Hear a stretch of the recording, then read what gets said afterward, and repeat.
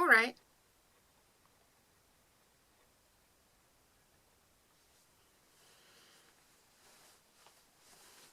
Yes, sure.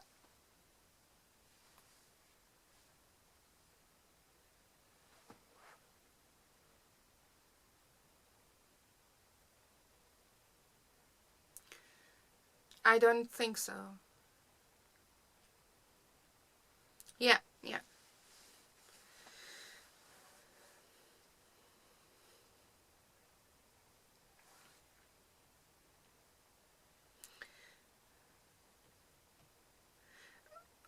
Oh, I honestly, I have no idea what I have said.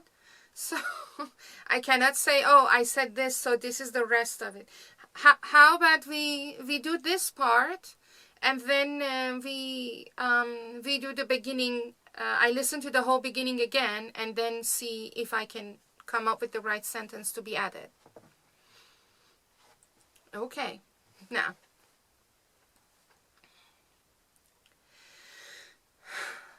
after running our systemic review, we then need to set up a coalition of unlikely allies to lead the change that we want to see. Through promoting synergistic actions, this coalition will be open to everyone who has something to say and contribute. Let me give you some examples. How many times have you witnessed throughout your career that your organization is about to go through a transformation, like the IT system is going to be changed, or the reporting process is going to change, or the internal learning and development is going to change? And then how many times of these occasions have you seen that after such an announcement, a group of external consultants are imported in, and after a few weeks they put together a fancy presentation telling you that this is the change that is going to take place, this is the process, and even a few weeks or a month passes and you don't see any of that change happening, and you think to yourself, it's nice that you're saying this and you're presenting it this, but my boss is not doing it, and it actually doesn't concern me, or why should I even be involved because nobody is following? If any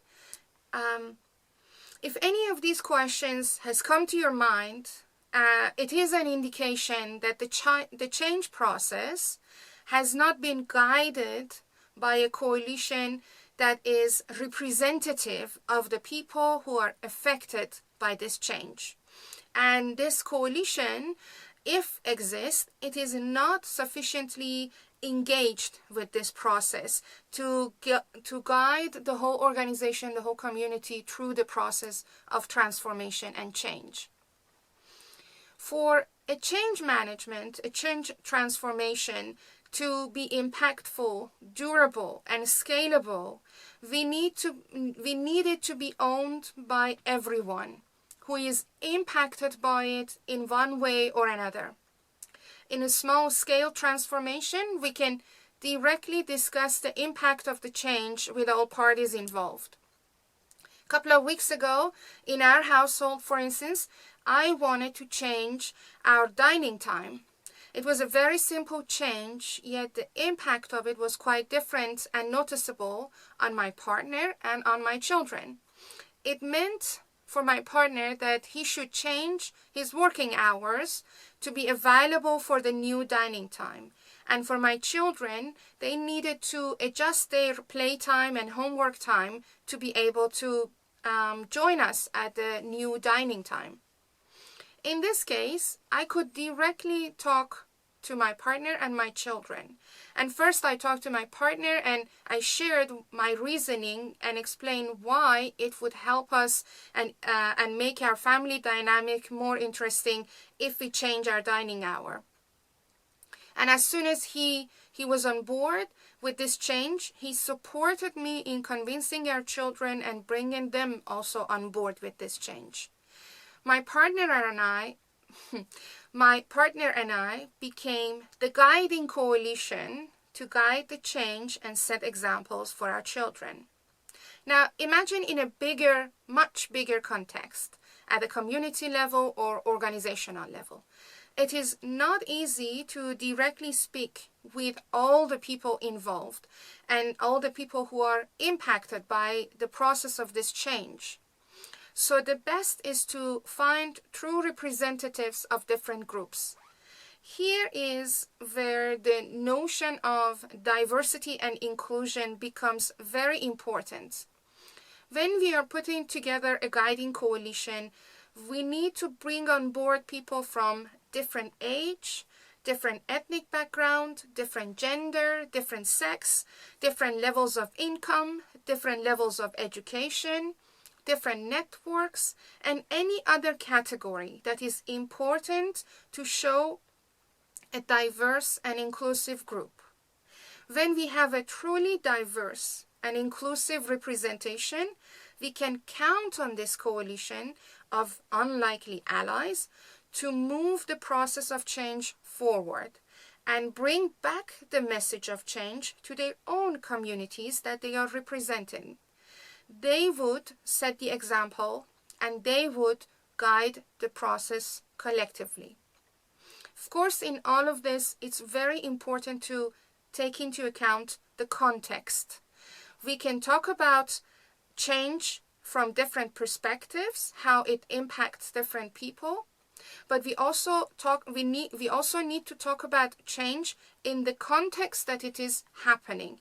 So the perspective and the context is very important when we are talking about change management and change transformation. No, we need to take that out. Anyway. With this information, let's move to the next segment, which is about getting the motives right when starting a cross-sector partnership. You should come another music. How was it? Yeah, it did. Ah, okay.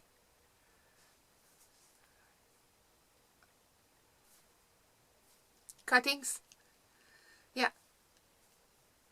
So something is happening. Some changes is happening.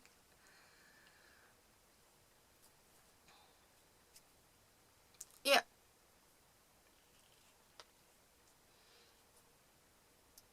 I don't know. We'll see. Yes. Yeah.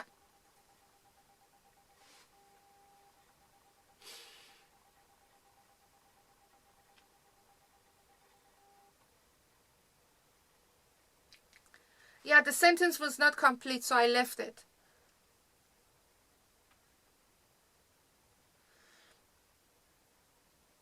Yeah, can I hear it? I think that's from there.